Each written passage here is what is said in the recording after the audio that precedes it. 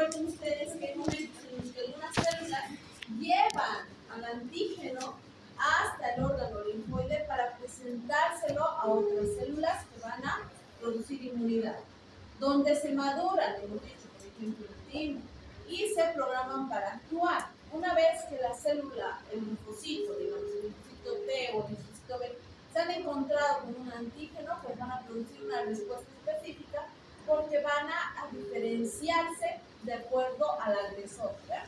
Y bien, acá ha estudiado mucho nuestro compañero Omar, y ha dicho, son órganos primarios y órganos secundarios, ¿verdad?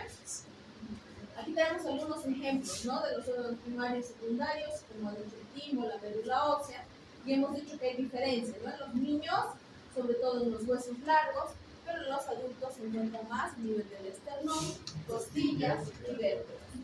Los órganos secundarios como el vaso, ganglios linfáticos, por ejemplo, ¿no?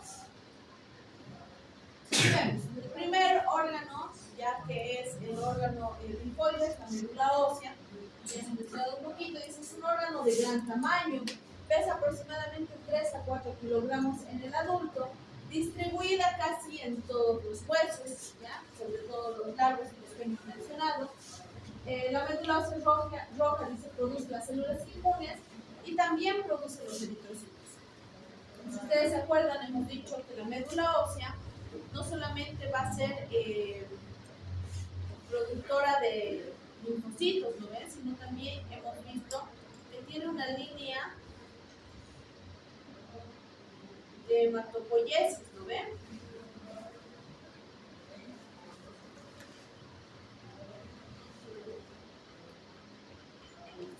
Una línea de hematopoiesis en la que se van a producir dos líneas, ¿no? Una que es la mieloide y otra que es la linfoide.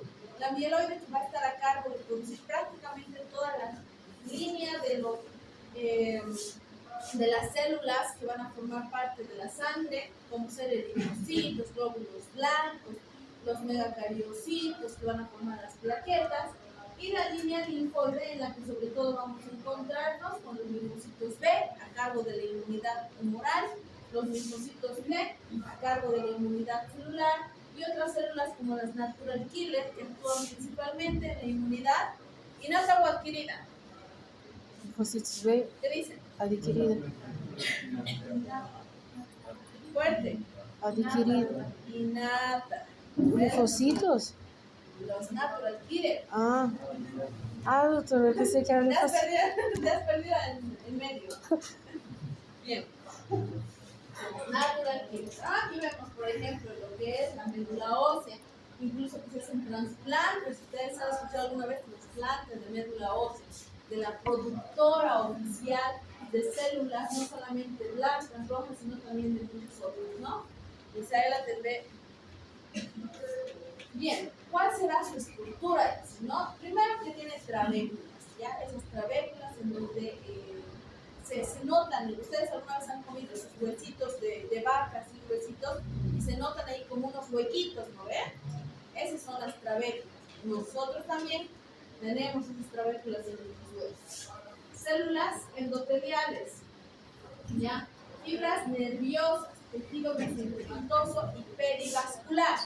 Si está hablando del tejido mesenquimatoso y perivascular, nos estamos refiriendo a un tejido que está muy ricamente irrigado. Obviamente, porque si al ser la médula ósea el lugar donde se están produciendo las células de la sangre, las células de la inmunidad, pues tiene que estar muy irrigado, ¿ven yo? Bien, las trabéculas, ¿no? Las trabéculas óseas están recubiertas por endostio, como les decía, como por esa capa medio gruesa, ¿ya? Y contiene osteoblastos y osteoclastos. Estas células son propias específicamente de lo que son los huesitos, de lo que son la médula ósea. Los osteoblastos expresan tromboyetina, tromboyetina 1, moléculas de adherencia, pero son, aquí está, responsables de la maduración y activación de los osteoclastos. Son células básicamente que se encuentran a nivel de lo que es el tejido óseo. Hace un momento habíamos dicho la composición, ¿no ven? trabéculas, células endoteliales, fibras nerviosas, tejido mesenquimatoso, perivascular. Las células endoteliales, ya su nombre les está diciendo, al ser células endoteliales, ¿de dónde creen que son? Endotelio. Endotelios, ¿ven? ¿Dónde se encuentra el endotelio? Vasos sanguíneos. Vasos recubriendo los vasos sanguíneos, ¿no ven? Entonces, como hemos dicho, está muy, pero muy vascularizado. ¿Para qué? Facilita la salida, dice, celular desde la médula ósea hacia la sangre. Obviamente, lo que se ha producido tiene que salir hacia la sangre y esta es el camino. Secretan factores formadores de colonias, interleucina 6, y expresan moléculas de adherencia, que son más o menos las células que van a llamar a que se produzca mayor cantidad de células de la línea mieloide, ¿no? El otro, o la otra parte de la estructura, habíamos dicho también tejido mesenquimatoso. También rodean a los capilares, albergan células encargadas de regenerar el estroma medular. Estas células están encargadas prácticamente de la regeneración de la médula ósea, ¿no? Entonces, por eso es importante. Ustedes han visto que cuando se les hace el trasplante de médula ósea, pues también están haciendo el trasplante de las células madre, ¿no ve? Esas células que tienen la capacidad de producir diferentes líneas celulares, como hemos visto hace un momento, una línea mieloide, otra línea linfoide, para poder aumentar la cantidad de producción que tiene el paciente enfermo. Recibe nervios del sistema nervioso parasimpático. Ya las células mesenquimatosas se autoperpetúan, se van regenerando, van limpiándose ellas mismas. Los osteoblastos, células grasas, cartilaginosas y del estroma. Todas estas son células que se encuentran dentro de la médula ósea. Entonces, hasta el momento, recordando un poquito, hemos visto que está formado la médula ósea por trabéculas. ¿Ven? Esas trabéculas que tienen una capa que está cubriéndose por una capa que se llama endótelio, ¿ven? Que tienen la capacidad de tener dos tipos de células, los osteoblastos y los osteoclastos. Los osteoclastos que van a hacer que se activen los osteoclastos. También vamos a encontrar las células endoteliales, que hemos dicho que está prácticamente ayudando a que todas las células que se producen dentro de la médula ósea pues empiecen a salir a la circulación y, como dice su nombre, ¿no? Entonces circulen por los vasos sanguíneos. El tejido mesenquimatoso que está rodeando los capilares, pero también dice alberga algunas células, ¿no? Y se van a autorregenerar, autoperpetrar, o sea, van a autoperpetuar, perdón. Quiere decir que van a permanecer casi para siempre dentro de la médula ósea. Y entre ellos encontramos a los osteoblastos, células grasas, cartilaginosas y células del estroma de la médula ósea. Pero existen dentro de la médula ósea, ya hablando de la funcionalidad, unas estructuras que se llaman nichos, ¿ya? Estos nichos funcionales, miren acá está bien definido, son microambientes, son lugares específicos de la médula ósea formados por la conjunción de, quimioquinas, o sea, hay generadores de señales, ¿no? Citoquinas y factores regeneradores del estroma, porque hemos dicho que el estroma prácticamente se va a autoperpetuar. Se producen diferentes tipos de células en los nichos funcionales, nichos para las células de los linfocitos B, que hemos dicho encargados de la inmunidad tumoral, la inmunidad adquirida, nichos para las células plasmáticas en la médula ósea y nichos para los linfocitos que van a tener memoria. También actúan a nivel de la inmunidad adquirida o adaptativa. Aquí vemos, ¿no? Ya una médula ósea un poco más, digamos, didáctico, ya ahí están los eritrocitos, porque no se olviden que ahí es donde también se van a formar osteoclastos, mielocitos, eosinófilos. No se olviden que en el dibujo anterior que hemos visto, la línea mieloide daba lugar a que se puedan formar todas estas células, glóbulos rojos, glóbulos blancos y también los megacardiocitos que se van a desprender o se van a deshacer y van a volverse en plaquetas. Y hemos dicho que hay 3 tipos de nichos, ¿no ve? Nichos que son como lugares para especialización de las células. Uno son los nichos para los linfocitos B y obviamente la funcionalidad es a nivel de los linfocitos B. La producción de estos, dice, los linfocitos se inicia con la generación de una línea en la que pasa las siguientes etapas. Este es el único que va a tener todas estas etapas.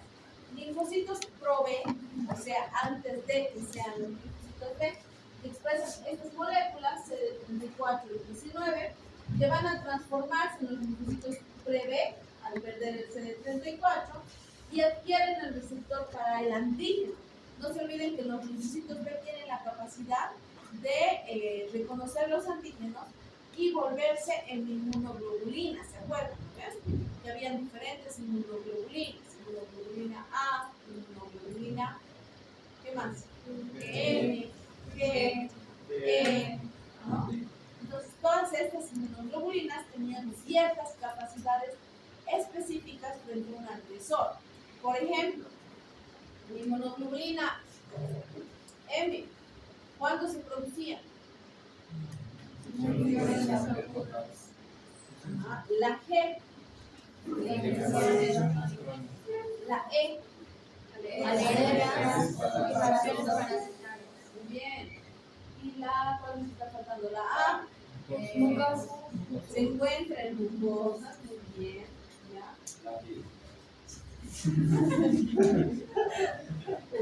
Para hacer pegar, ¿no ve? Las células, dice, los dichos ahora para las células plasmáticas de la médula ósea, rico también en algún tipo de citoquinas. No se olviden que hemos dicho que dentro de su, digamos, concepto, ya es un lugar, ya es un apartado en donde existe la conjunción de quimioquinas, citoquinas, factores generados por el estroma, y es así que también está rico por eso en las citoquinas, ¿no? Entonces tiene todas esta conjunción de citoquinas que atraen y almacenan las células plasmáticas, obviamente para su autoperpetuación. Y los nichos de memoria, ¿ya? Los linfocitos de memoria que agregan principalmente a los TCD4 y TCD8, como también a los linfocitos B que tienen memoria, como por ejemplo inmunoglobulinas tipo G. Bien, aquí vemos nuevamente ya lo que es la médula ósea. Como hemos dicho, tiene que estar muy irrigado, estar con vasos sanguíneos. Miren, aquí está el área mieloide, es donde se va a producir seguramente el cardiocito, seguramente se van a poner los glóbulos rojos, seguramente el estroma, que decía que estaba rodeando a los vasos sanguíneos. ¿No? Hace un momento decíamos que el estroma estaba rodeando al tejido vascular, ¿no? Bueno, pues el hueso que prácticamente está protegiendo toda esta médula ósea. ¿De dónde principalmente sacamos la médula ósea en un trasplante? Principalmente de lugares donde encontramos este rico, como hemos mencionado en su momento, ¿no? Puede ser esternón, puede ser costillas, puede ser vértebras, huesos largos, pero también encontramos a nivel de lo que es la caderita, ¿ya? Van a ver ustedes ahí principalmente. El timo, bien, su compañero nos ha dicho, es un órgano de maduración, ¿no ven? Este órgano dice pequeño, ubicado en la parte superior del pecho bajo el esternón, ¿ya?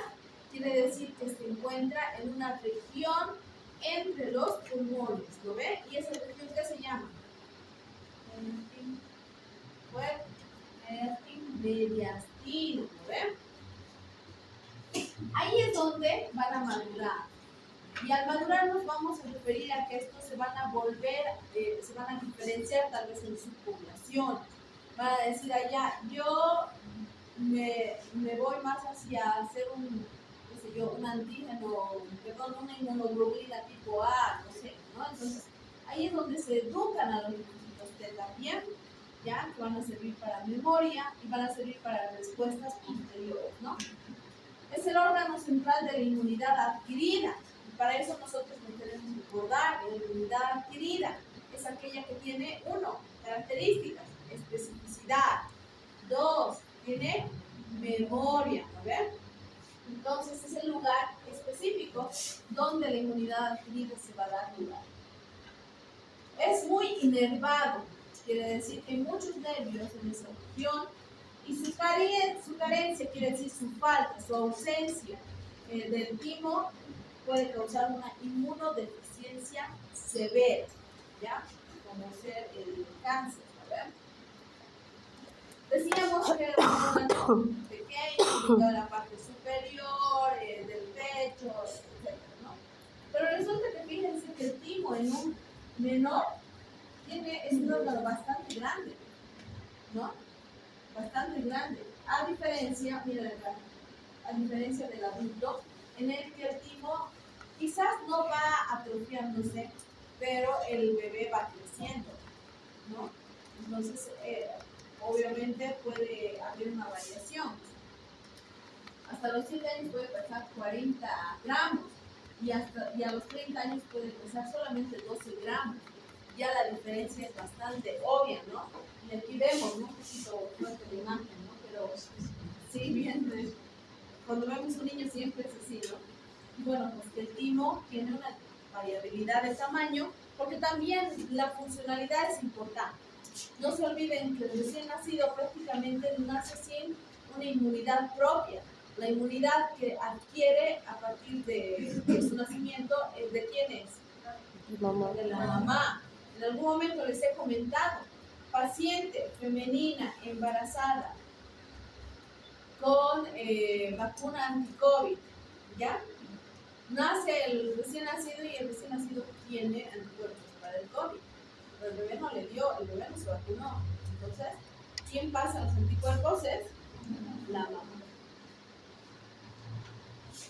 Su estructura dice formado por 2 lóbulos, tenemos nuevamente lo que sentimos, rodeado por una cápsula, obviamente tiene que estar protegido este órgano de diferenciación, con tabiques que se dirigen hacia el interior, como podemos ver acá, ¿no? Miren cómo los tabiques se dirigen hacia la parte exterior, no de adentro hacia afuera, sino de afuera hacia adentro, y secreta hormonas que se llaman timosinas, porque se van a generar en el timo, como la timolina, timosina alfa, timofolitina.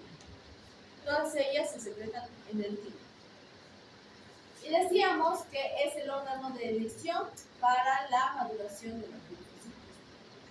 Los linfocitos T entonces van a madurar a nivel de lo que es el timo y van a seguir los siguientes pasos. Se los he enumerado un poquito para que ustedes puedan seguir y puedan acordarse. Entonces, los pre-T, ya no estamos hablando de los pre-B, ¿no? Hace un momento en los nichos funcionales hablábamos de la maduración de los linfocitos T como los linfocitos pre-B, ¿se acuerdan? ¿No? Ahora estamos hablando de la maduración de los linfocitos T. Para empezar con las pre-T, salen de la médula ósea, en donde se van a producir a partir de la glúteo linfoide, expresan un receptor, que es el CCR9, que está, dice, en respuesta, ¿ya?, a lo que son las miocinas CCL25, pero dice, entran desnudos, quiere decir que carecen de cualquier molécula, entran desnudos al timo. Son células simplemente pre-T que no tienen ninguna memoria, no tienen ninguna diferenciación, entran desnudos. Entran al timo y en donde se va a generar, dice, la mioquina CCL25, que va a llamar a los pre-T. Hasta ahí nos vamos a quedar. Y bien, ya en el timo van a pasar, dice, al área cortical. Hemos dicho que el timo tiene una región, ¿ya?, que es más interna y una cápsula, ¿no?, que está rodeando el timo. Van a pasarse más hacia el área cortical, hacia el área más externo. Van a ingresar, dice, las células nodrizas, ya son como las que van a enseñar, son las células como madres, digamos, unidades de maduración, y es ahí donde se adquiere el TCR y se pierde el CD34 y el CD7 más, ¿ya? Viajan hacia la médula, ya nuevamente, es decir, de la médula han llegado al timo, viajan nuevamente hacia la médula, ¿ya? Pero en este caso va a ser del timo, porque hemos dicho que el timo tiene unas trabéculas que van a ser del exterior al interior y está cubierta por una capa que se llama como cortical. Entonces, una vez que han entrado al timo, se van hacia la parte cortical y luego ingresan hacia la médula del mismo timo. En donde, dice, cuando ya han llegado a la médula, van a adquirir el CD4 y el CD8 que habían perdido, ¿ya? Y se convierten en doble positivas, que se van a reproducir activamente. Entonces, las prete entran desnudas, van hacia la región cortical. Una vez que están en la región cortical, van a encontrarse con las células nodrizas que les van a enseñar, digamos, cómo actuar. Van a viajar hacia la parte medular del timo y de ahí van a adquirir ese doble positivismo, ¿ya? Es decir, adquieren el CD34 y el el CD4 y el CD8, que son doble positivo, después de haber estado desnudo. Entonces, empieza lo que es la selección positiva, ¿ya?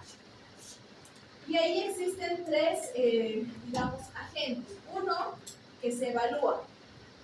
Todo lo que se va a evaluar tiene que tener una respuesta o positiva o negativa. En este caso, las respuestas de selección positiva, la respuesta debe ser positiva. El evaluado van a ser los timocitos para ver la tolerancia de lo propio. Es decir, la célula que se ha creado va a pasar por un examen y al pasar por ese examen le van a preguntar, ¿no? Si realmente reconoce lo propio de lo extraño. Si realmente cree que la célula es propia o es extraña. ¿Lo ve? Porque si nosotros mandamos células que están desconociendo a lo propio, pues se generan los famosos cánceres, ¿lo ve? Las inmunodeficiencias. El evaluador dice son las células epiteliales que hemos dicho que se encuentran dentro de lo que está en la médula y la respuesta debe ser sí. Los timocitos, saben la tolerancia de lo propio, la respuesta tiene que ser positiva. Si no reconocen los HLA, pues mueren por apoptosis. Haciendo, digamos, un ejemplo, podría ser, qué sé yo, acá, nosotros somos varias células acá, y de pronto yo veo y digo, ¿y tú quién eres? ¿No ven? ¿Qué estoy haciendo? Estoy reconociendo lo propio de lo extraño. El muchacho no es propio de nuestro curso, ¿no ve? Entonces, ¿qué va a pasar? Apoptosis. ¿No? Entonces, si yo no reconociera, quiere decir que los desconozco a todos prácticamente, y yo digo, a estos chicos no los conozco, ¿quiénes serán? Entonces, como yo no los estoy reconociendo, es probable que pueda ocasionar la inmunodeficiencia. Pueda ir y atacarlos a ustedes, decir, como no los conozco, decanto 0, 0, 0, 0, 0, ¿ven? ¿Ya? Lo que no va a ocurrir en el examen, ¿no ven? ¿Ya? Entonces 0, 0, 0, muerte celular, ¿no ven? Y cuando resulta que sí son mis estudiantes, sí los deberían reconocer. ¿Cómo hacer? Entonces la apoptosis va contra mí, más bien, ¿no ven?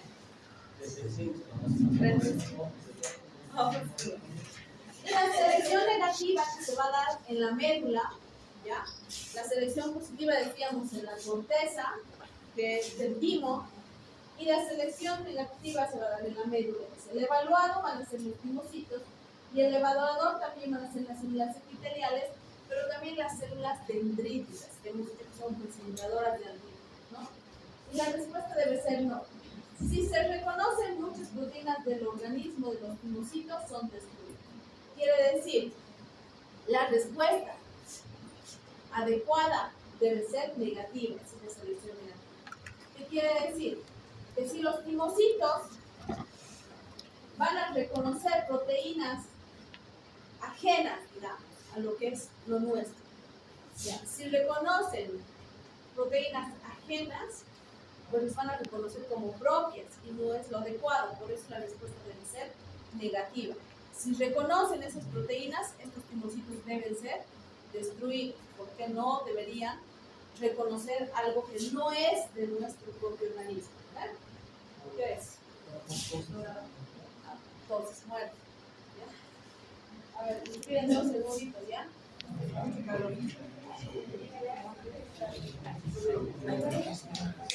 Ya hemos hablado entonces de los órganos linfoides primarios. Los primarios hemos dicho son la médula ósea y el inductivo. La médula ósea que va a ser productora y el que va a ser para maduración, para enseñarles, para educarles. ¿No ve, Víctor? Sí, doctora. Los secundarios, bien o mal nos ha dicho, unos son los ganglios linfáticos, en algunos lugares los conocen como linfonodos, ¿ven? Su estructura, dice, uno es en forma de riñón. ¿Se han fijado ustedes? Si ustedes revisan ahí los ganglios linfáticos, tienen una formita medio rara, parece de sí.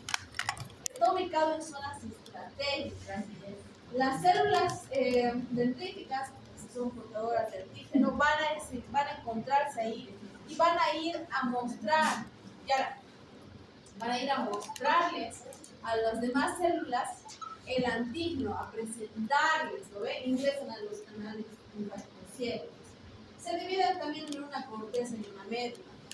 Y la importancia de estos ganglios linfáticos es que no solamente van a almacenar por un tiempo algunas células de la inmunidad, sino que también van a ser lugares en donde se van a presentar las células dendríticas con el antígeno hacia las células nuevas, ¿no? Hacia las células para que éstas maduren. Pero también es un lugar en donde se va a llevar a cabo en algunos momentos la inflamación, la lucha. Ahí es donde se van a empezar a pelear las células de la inflamación contra las células no propias que están produciendo tal vez esta inflamación. Y es el caso en el que nosotros vamos a encontrar, por ejemplo, frente a una amigdalitis ya muy crónica, vamos a encontrar nódulos y los encontramos endurecidos en la región cervical. Ya ustedes hacen, como buen médico, ustedes revisan la faringe, la orofaringe, ya hacen los signos vitales y empiezan a revisar también cuello, ¿no ve? Y encuentran nódulos linfáticos en forma de bultos, como masas induradas, ¿ya? Y dicen, ya, tengo que anotar en la historia. ¿Cómo la anotamos? ¿Cómo anotarían? A ver, ya han pasado, ¿lo ven? Sí. No, pero su sonrisa de Rebeca, no sé si creen. ¿Cómo anotas? Primero cuello, ¿no? ¿Qué vemos en el cuello? El cuello cilíndrico, ya. Primera inspección.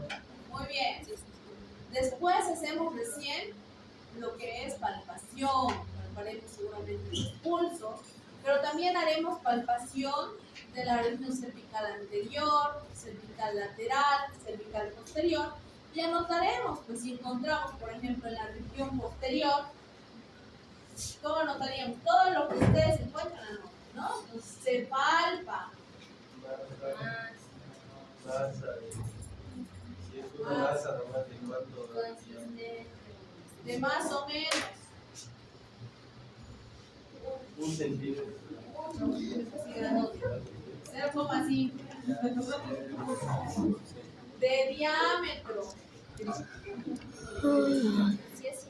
de bordes regulares.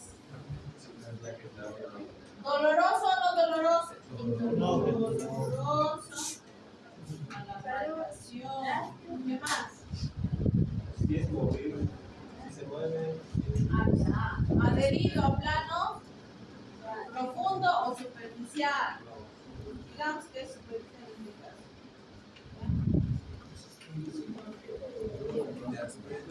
Si es de forma líquida, si es duro. Ya estamos diciendo, al hablar de masa ya estamos diciendo que está duro, ¿no ven? Porque, ¿o qué más ustedes plantean que es blando? ¿Ya? Después, ¿en dónde está? ¿Qué sé yo? En región cervical.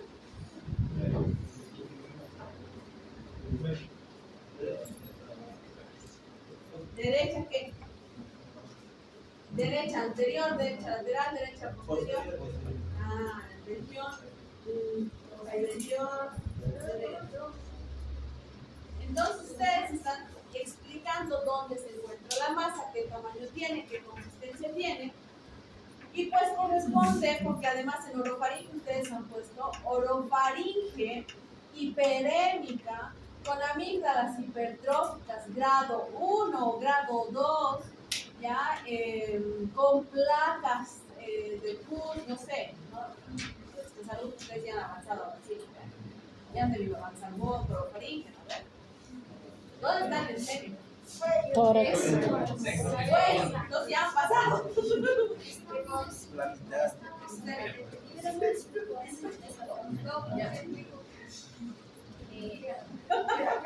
Ya, pero es importante que ustedes sepan describir las lesiones y sepan anotar en la historia clínica lo que están viendo, siempre. ¿No ven, Nicole? ¿No? Siempre.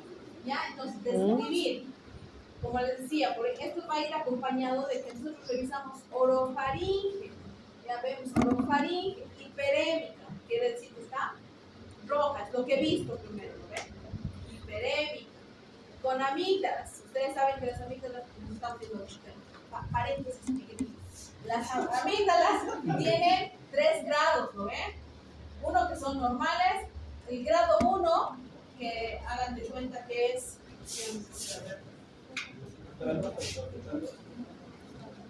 Por eso los normales son grados, como grado 1, grado 2, grado 3. Ustedes tienen ahí, tienen grado 1, grado 2 y cuando están casi cubriendo, grado 3. ¿No? En algún caso incluso pueden llegarse a chocar. Entonces, no sé, amígdalas hipertróficas, grado 2, con presencia de múltiples placas de pus. Y acompañado de esto, está hablando de que la inflamación, la infección, pues ha viajado por la sangre y se ha ido a establecer a nivel de los nódulos linfáticos más cercanos. ¿Y qué están haciendo? Se están inflamando. ¿Y cómo hacemos que se desinflamen? Lógico, a ver. ¿Cómo hacemos para que desinflamen los nódulos? ¿Qué tratamiento ustedes le darían al paciente? Antiinflamatorios. No se vayan a lo antiinflamatorios, ya están pensando, a ver, vamos a hacer una ecografía. ¿No ven? Corticoides. Laboratorio, voy a ver su leucocitosis. Imagínense, le van a pedir ecografía, laboratorio, son faringitis. Bien, la estructura de estos ganglios, hemos dicho uno que tiene forma de riñón, por lo tanto tienen una región que es convexa y otra región que es cóncava, ¿no ven? Que aquí ustedes han avanzado en anatomía, ¿no ven? No me refiero a los nódulos, me refiero a qué es convexidad y qué es concavidad, ¿no ven? Una región que es convexa y la otra que es cóncava.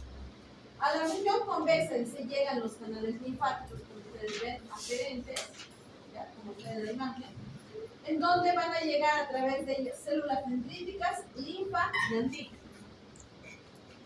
¿Para qué? Para ser presentados a las otras células. Y a la región cóncava, fíjense ustedes, van a llegar también arterias que van a nutrir hacia el glóbulo, perdón, hacia lo que es el ganglio linfático, y van a salir venas, ¿ya? La vena que va a ser, dice, el canal linfático eferente, es decir, va a salir de ahí todo lo que es la inflamación, todo lo que son desechos.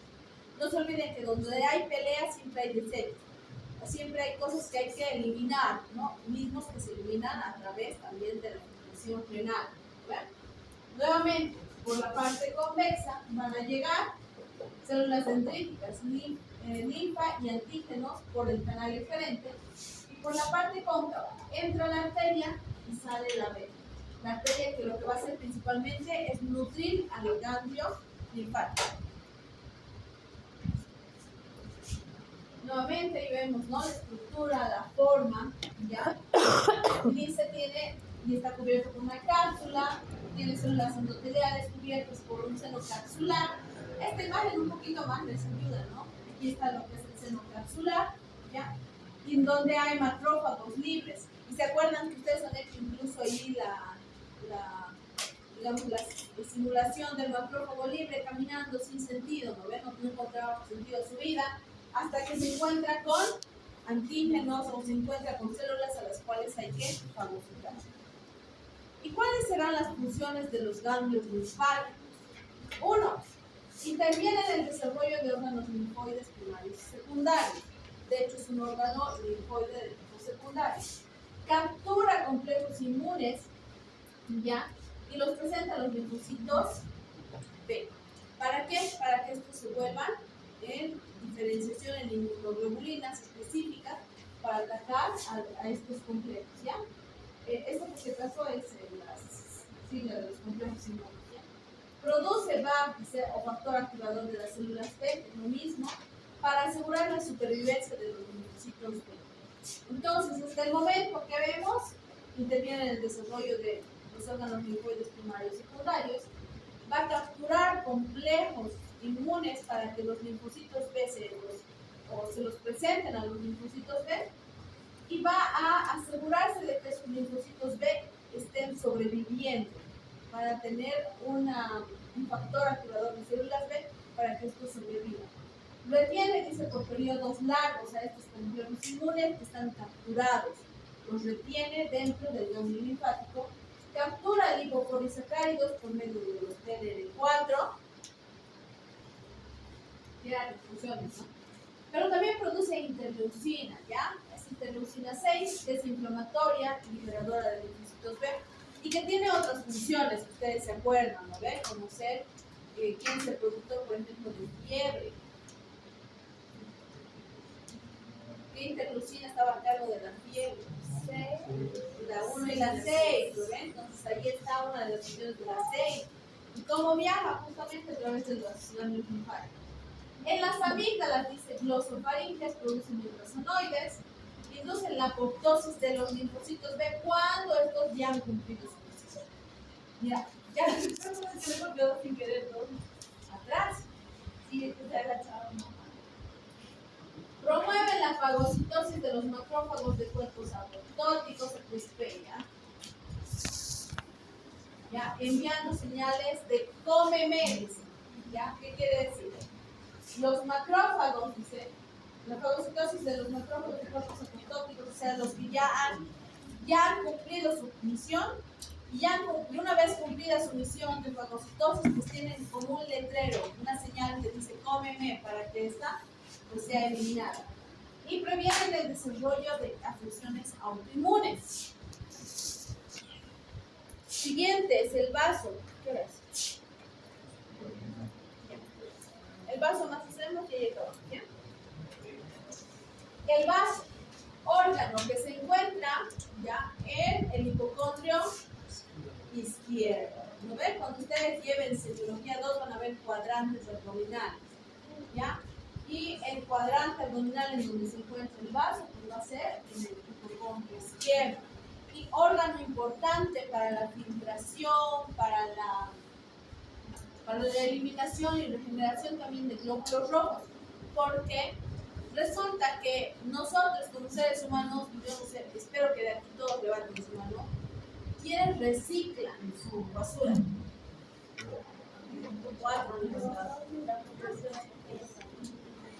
Y luego, chao el planeta, ¿no? Y luego cortamos tanto calor.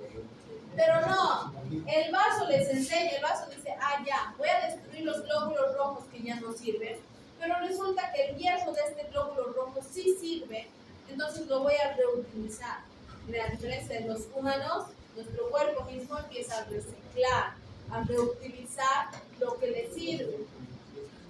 Es un órgano linfoide, mide más o menos 12 centímetros. ¿Quién está hablando?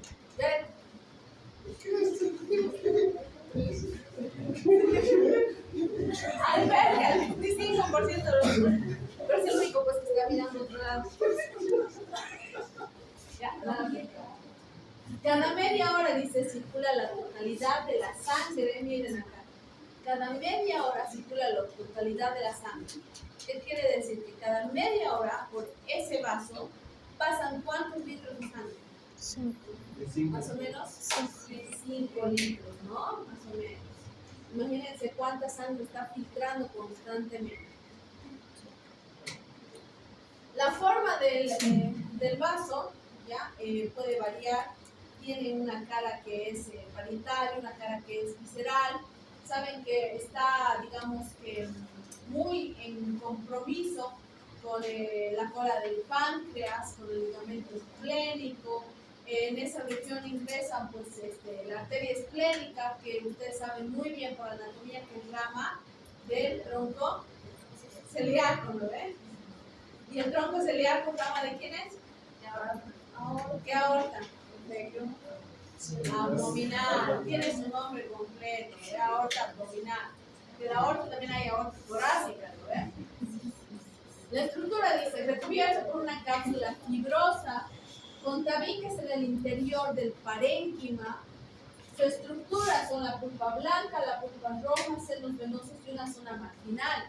Y es ahí donde ustedes hacen recuerdo y dicen, en algún momento hemos hablado de las células que están en la zona marginal del vaso. Es tal cual dice su nombre, ¿no? Y se encuentra en la zona marginal, ¿no? Y vemos la pulpa roja, la pulpa blanca, zona marginal. Ahí vemos el ilio, ¿no ve? El ilio en este caso se llama ilio esplénico, en donde va a ingresar la arteria, va a salir la vena. Y dice, hay capas en la pulpa blanca, a nivel de la pulpa blanca, capas que van a contener macrófagos, células dendríticas, linfocitos T y TCD4 más, ¿no? Que eran los que habíamos dicho hace un momento, que tenían que pasar por todo ese proceso para convertirse en glóbulos positivos, ¿se acuerdan? Y la pulpa roja dice que son cordones que están rodeando la pulpa blanca, ricos en macrófagos también, células dendríticas también, pero en este caso, a diferencia de la pulpa blanca, linfocitos B, ¿no? Migrados desde la pulpa blanca. Los senos venosos, lugar de almacenamiento donde están los eritrocitos, y en donde van a reconocer a los seniles. ¿Qué significa seniles? Viejo, antiguo, ya han cumplido su función. Los eritrocitos, ¿cuánto tiempo viven? 120 días. Eso por lo menos, 120 días. Y resulta que esa es la causa, ¿no? Por la que nosotros pedimos, por ejemplo, una hemoglobina glicosilada. ¿Han escuchado de ese término? La hemoglobina glicosilada nos va a dar parámetros del azúcar o de la glicemia desde hace 120 días. Eso quiere decir que la persona que es diabética, que toma su medicación mal, que tiene una mala dieta, y justo antes de su control ha hecho dieta, ha tomado su medicación, va y su glicemia en 90. Un aplauso, ¿ven? Vemos hemoglobina glicosilada arriba de 7, 8%, 9%. ¿Qué quiere decir? Que solamente se ha preocupado de ese momento y el resto de los días están alterados, ¿no? Finalmente, la zona marginal del vaso, ya marginal hacia los, obviamente hacia los senos, lugar por donde van a ingresar, dice, al vaso los linfocitos, los macrófagos y las células dendríticas. Vamos a quedar ahí, Víctor, acordate, 32 placas de Peyer, ¿ya? Ahí vamos a quedar.